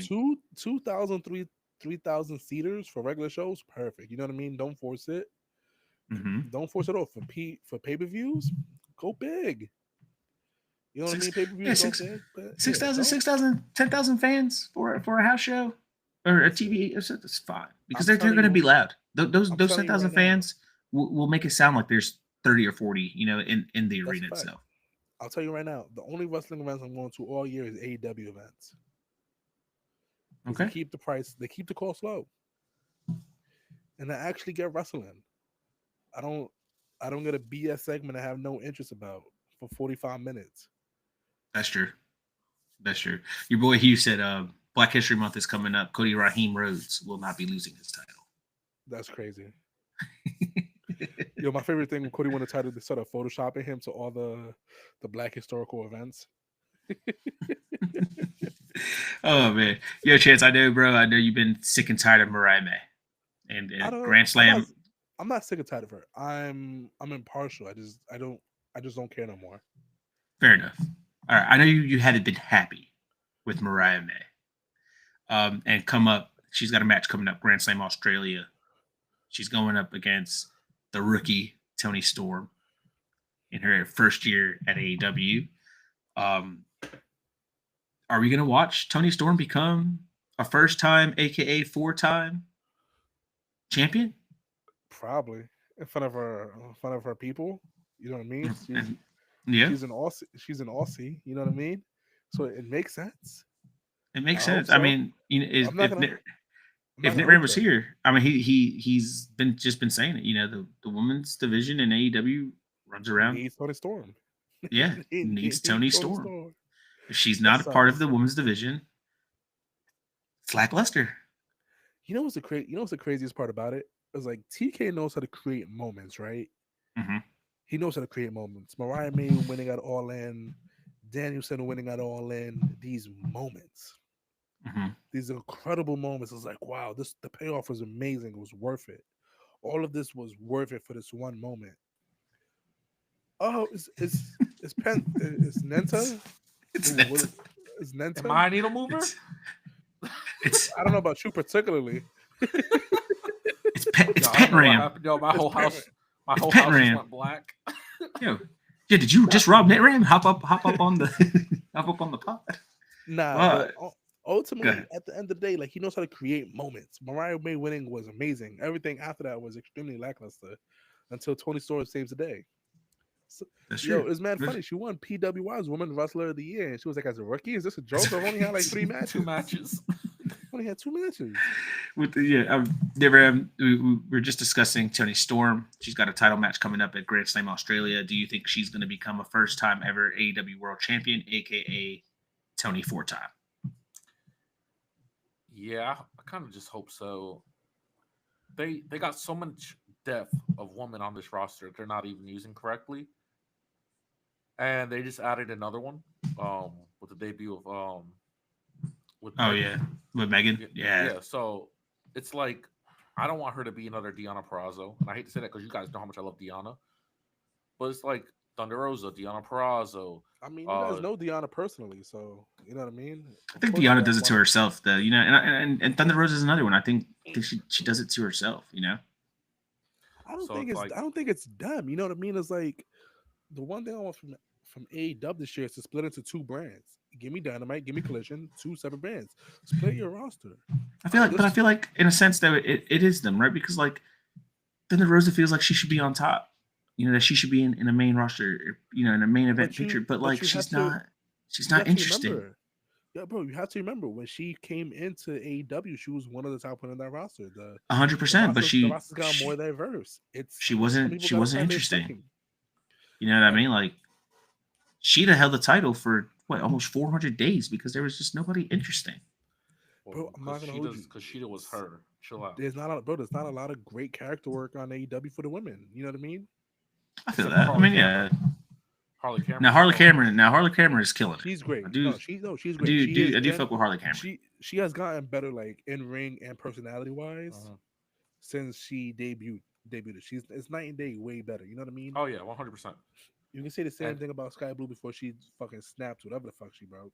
You know what I mean? She was getting better in ring. So like you had these people evolving and developing on a roster that you're kind of leaving all your day one women kind of in the dust. You know what I mean? Right. Even Jamie Hayter kind of feels a little off. Yeah.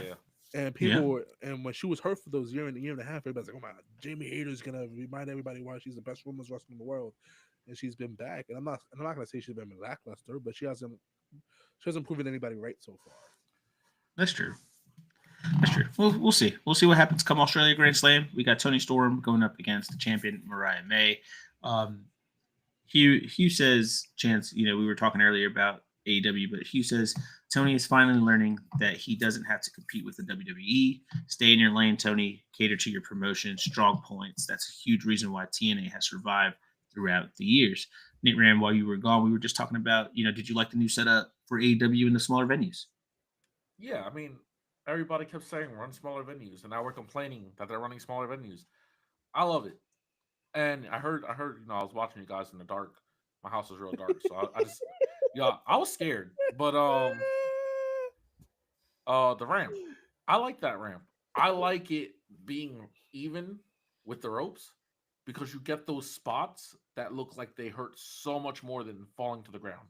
And I don't know how to explain it. It might be the sound of the thump, but like Chana was saying, keep Adam Cole away from there because he can't make that 3-foot jump. True. Man break his ankle. While you were gone, I mean, I know you said it. I'll let you rant for a little bit, but go ahead and let us know. Does Penta move the needle for you? Of course, Penta moves the needle. We tuned into Netflix 2 weeks in a row to watch this man because they lied to us the first time they were going to show him.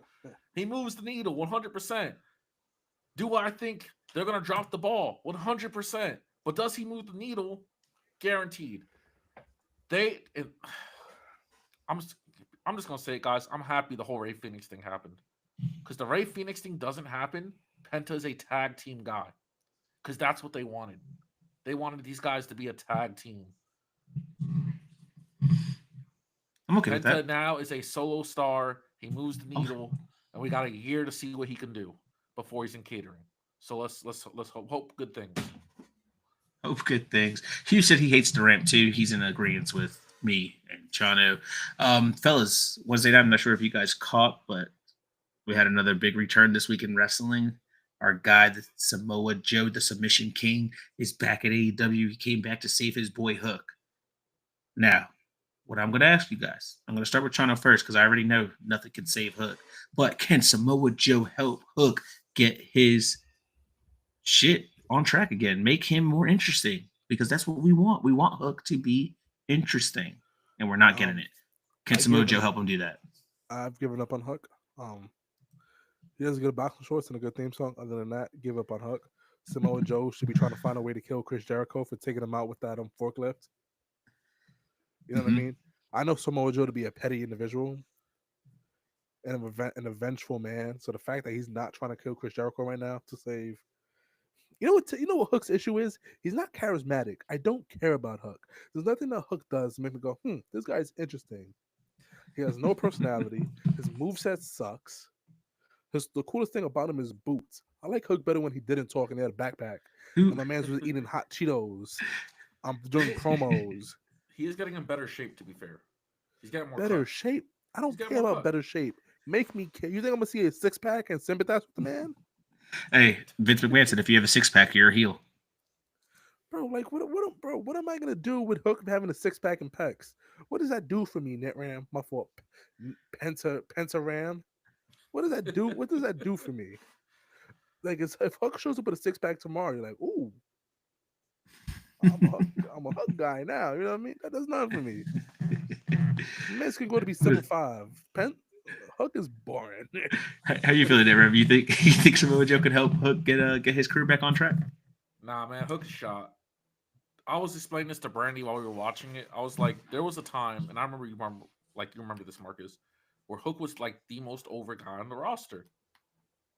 Like people were chanting for Hook while Kenny Omega was in the ring, and it in a small comparison, it reminded me of when they were chanting for Zack Ryder when The Rock was in the ring, because it was like, why are you chanting for this guy? And Marcus was kind of like, what's so special about it? And I was like, bro, he's cool. Yeah, he ain't cool no more, bro. I don't know. He don't got it no more. He lost everything that made him cool. They dropped the ball on him twice. Like there was 2 times where he was hot. They didn't take the opportunity. He's Taz's son, and he's always gonna have that to ride on. But besides that, I don't really know. I feel like they had 3 times to strap him up with you. Twice you could have strapped him up with mid card. One time you could have strapped him up on the tag team division and just rode Hookhausen till the money stopped coming in, because people were loving Hookhausen. They were just entertaining. They did everything right as a tag team. You know what I mean? You had the guy who just wanted to fight people, then you had the entertainer, the guy who's out there just cursing people because that's how he wins his matches.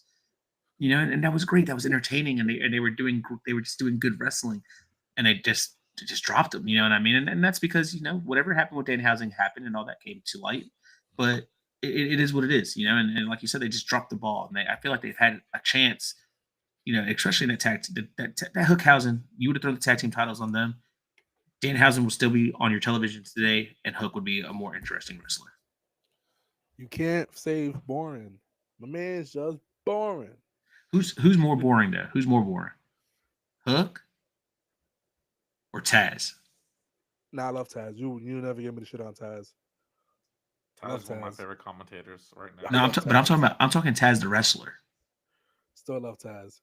I didn't go back and watch a lot of Taz matches, and the ones I did watch, it was very simple stuff. So, I'd rather watch Chris Jericho cut a promo about how great he is than watch Hook on my television in general. You know Okay, what I mean? all right.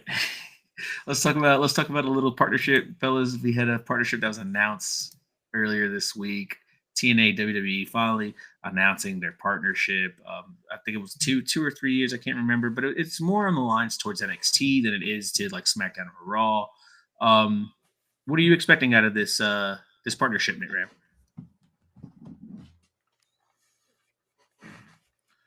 How to be able to move my jaw to talk about it.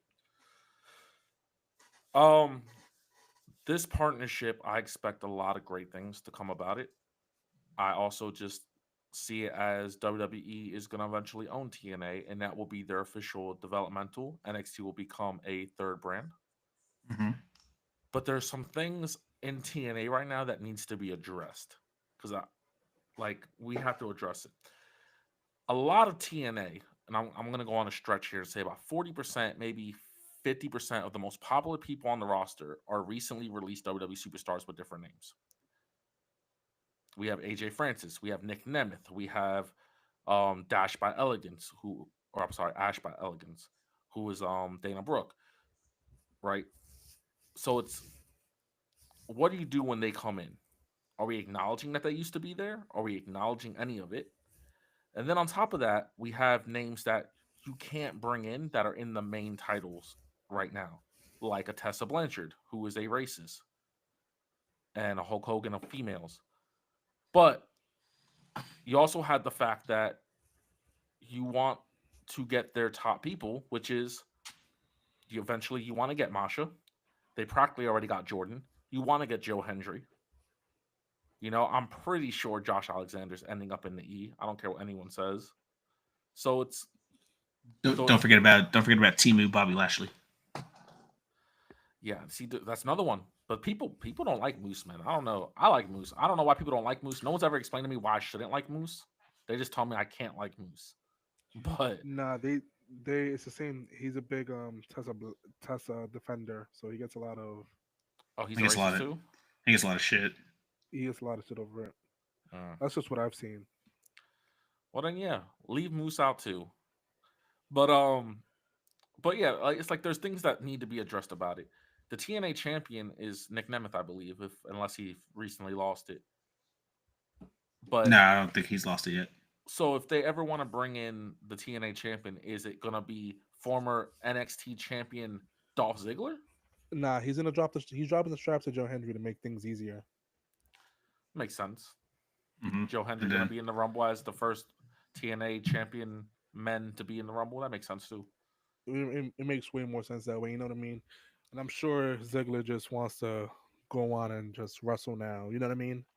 Right. But what about guys like AJ Francis, who's arguably the top heel? AJ Francis will thrive in NXT, bro. So he comes in. Do we ever address that he's top dollar? Yes. And he comes back and he says, "Who's hotter?" Not nada. You know what I mean? Like, bro. First of all, did you see the memes he put? I'm sorry to cut you off, but did you see his tweets about this? Where it's like they threw him out at the club, and then he's like, "I come in through the back door as AJ Francis." It's pretty funny. Nah, listen, man. Specifically about AJ Francis is he's been money since he's been released. You know what I mean? Mm-hmm. Bro, he's been great. So if you put him on NXT, in a little crossover thing, he'll be fine. You know what I mean? Joe Hendry, he'll be. He's already thriving on NXT. Jordan Grace should be fine. You have a whole bunch of guys. But honestly, if WWE buys TNA, I don't want to hear anything about how WWE ruined TNA because Ring of Honor's been dead for years, and but people still watch it. It's also very strategic to make this partnership because now it makes TNA, whose TV deal is coming up to a fold, easier to get a TV deal when you have TKO and WWE swapping out superstars for you. Just saying, wouldn't be surprised if they helped them get a Wednesday night slot for TNA on live television. You want to see maybe TNA something like FS1 to go against Dynamite? Oh Lord, TNA would lose. Yeah, TNA would. But lose. it takes eyes away. It's just pretty much a way to lock in. If TNA was to lose to AEW in ratings, they're never going to say WWE's losing. They're going to say TNA's losing. Nah, once TNA gets over in ratings, it's WWE. I mean, it's the same. It's the same thing if you put if Tony Khan found a way to get ROH on television on Tuesday nights. You know what I mean?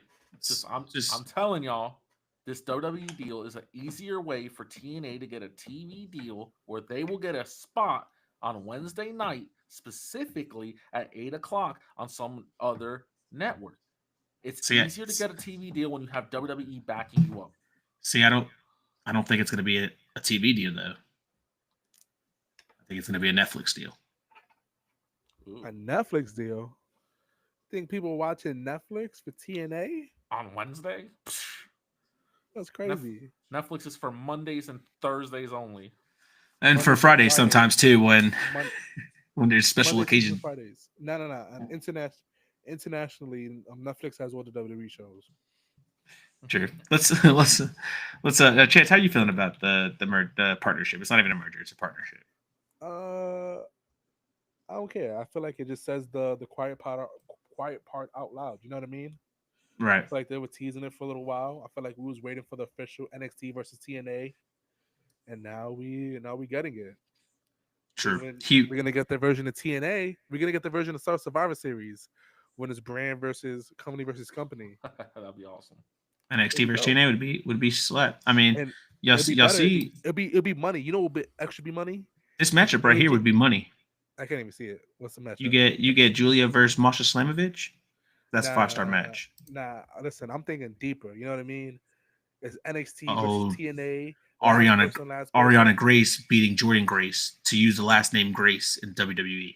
First off, yes. Forget it. So thing is, I'm thinking AJ. It's 1v1, right? Last man to last man. TNA playing dirty.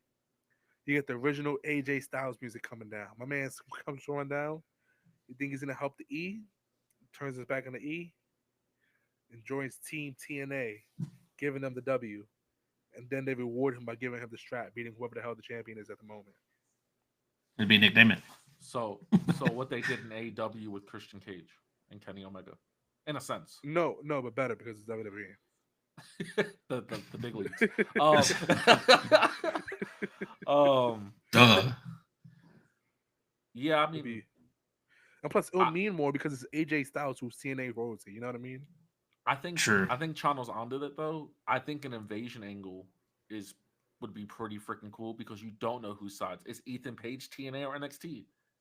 Is someone like if he did want to do it, Nick Nemeth, is he WWE or TNA at this point?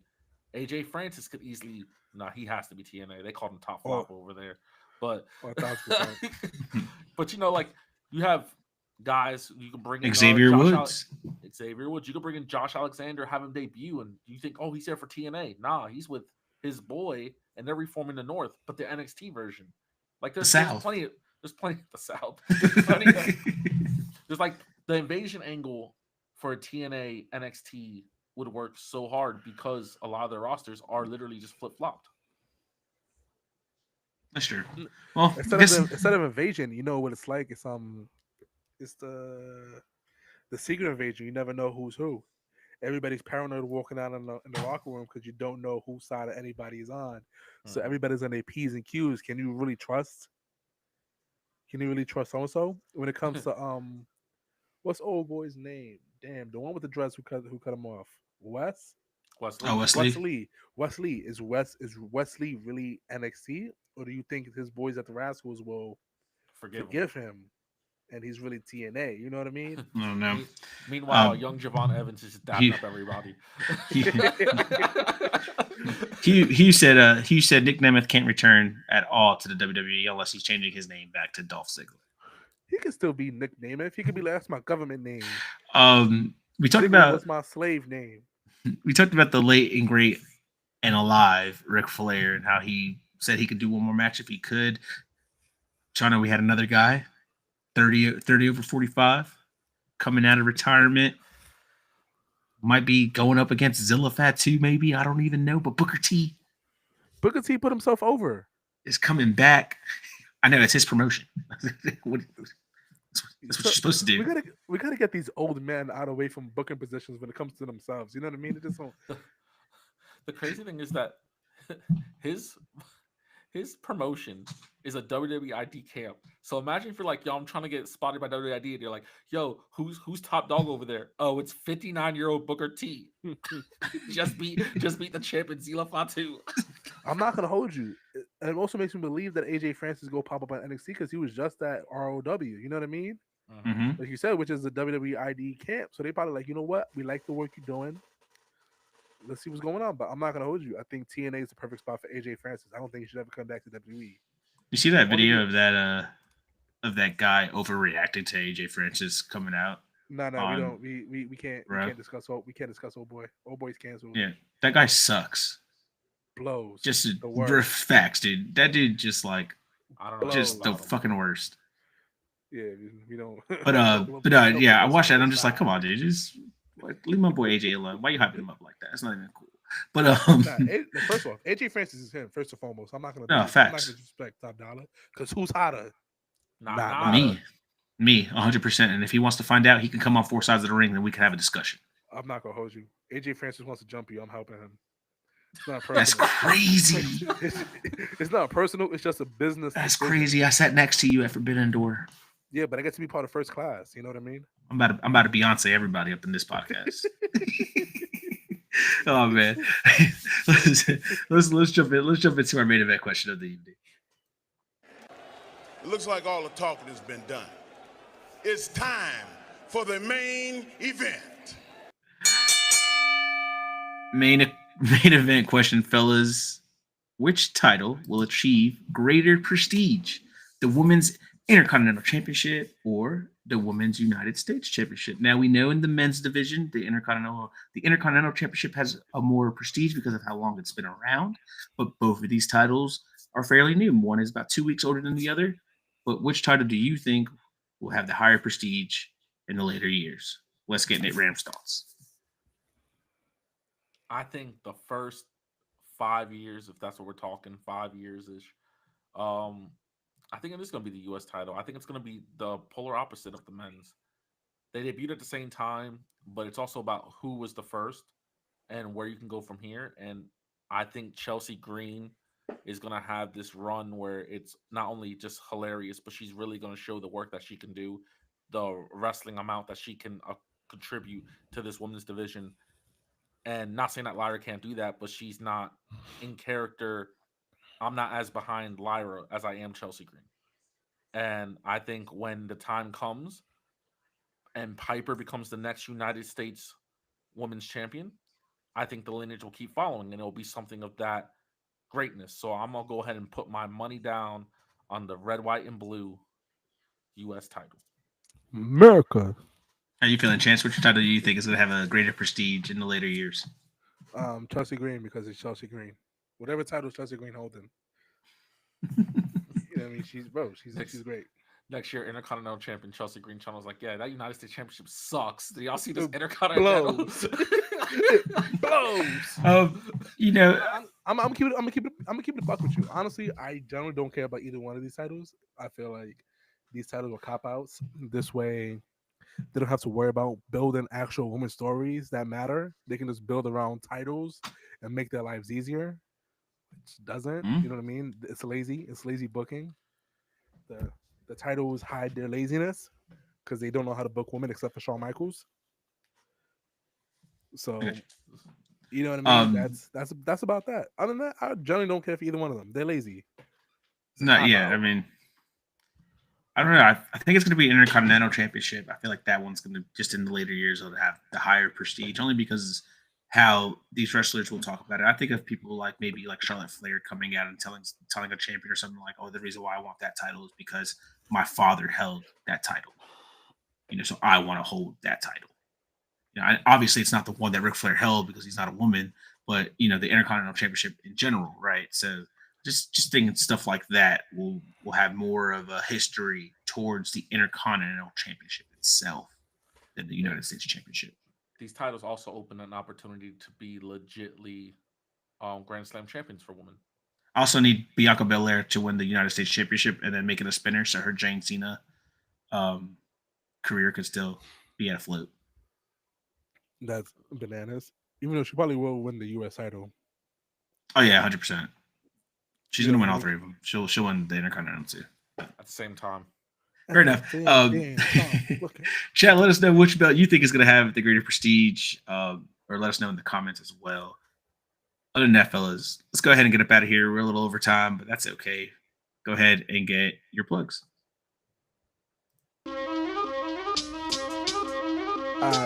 So it's me, your boy, Channel Hayes, Channel Rose, Channel Theory, Channel the God, Channel the Savior, Channel the Savant, Channel the All-Knowing, Channel the Clueless, Channel the Overworked. You can find us on Twitter for SIDESOTR. That's on Twitter. And if you want to find me on MySpace, just find me at Chanko, CHANCKO_. We're gonna have a giveaway soon. I don't know when. Your boy got a couch coming in on Saturday. So if it don't take all day, I'll come up with a giveaway idea. And don't forget, we're still giving away Knit Ram's beard. If you want his beard, just hit us up. We got it in a baggie for you guys. And of course, I'm the one that makes them say, "Oh damn, I'm Knit Ram." And you can find me at NITRAM_4 SOTR. That's NITRAM_4 SOTR. Where I will be considered a AEW cult fan all week long. So it is what it is. You can join up. Just hit him up. That's NITRAM_4 SOTR to join his AEW cult. Other than that, you already know you can find me, Marcus Hernandez, at the Founder MH. But most importantly, follow us on all of our social media platforms. 4 Sides of the Ring podcast on Instagram, 4 Sides OTR on X. We're on Threads. We're on Blue Sky. We are on YouTube. Hit the like button, subscribe, share to your friends, share to all the wrestling fans. And if they're not a wrestling fan, introduce them to us because we will make them wrestling fans. Other than that, you already know what it is. Enjoy Friday Night SmackDown. Enjoy your weekend. If you are not enjoying wrestling, you're not just watching it, right? Catch you guys next week.